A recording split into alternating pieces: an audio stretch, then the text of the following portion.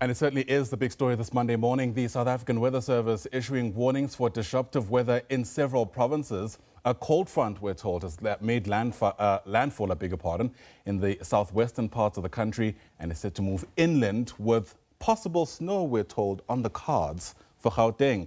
Let's get you a better understanding of this with our meteorologist, Joel Guy, who's in the studio to unpack it all for us. And of course, there's great excitement in some respects for this possible snow in Gauteng, Joel. But this may be unusual, but it doesn't mean it's never happened before. Not too unusual. Of course, it had started warming up last week and people were already expecting that we now heading into spring. Then, boom, we have this cut-off law that has introduced a wintry weather across much of the country. Right. And, you know, the term cut-off law is also not new to us, but I think it's worth just explaining to us what that actually means, because we see that the cold fronts usually that start in places like Cape Town, the Western Cape, have an effect on us here inland. So a cut-off law, but I'm sure a lot of people are familiar with the high pressure systems, low pressure systems. So this is a system that is in the upper levels of the atmosphere. So what it does is that it brings cold air into the top parts of the atmosphere, and cold air tends to sink down to the ground, and that keeps the air cold. And if it happens to also have a lot of moisture, that's when we have the heavy rains and snow, like we're having now. We have had stunning images from people who've been watching the SABC. Some of those are currently on our screen now.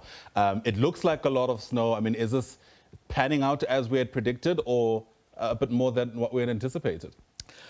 Yes, you can never always know the exact amount of the snow that is going to fall, but this was expected. And for the Overberg area, remember 2 years ago we had people getting stuck on the N3 in KwaZulu-Natal. We might easily see similar situations because we started to see snow falling around the Overberg and the Midlands in KwaZulu-Natal last night into this morning, and it's expected to continue throughout the day and through the night into Tuesday morning. So we could still see a lot of snow in most places, especially around KwaZulu-Natal and the Eastern Cape. The obvious question on many people's minds, is this the last kick of a dying horse? I mean, is this winter finally saying goodbye to us? Don't hold your breath on that one.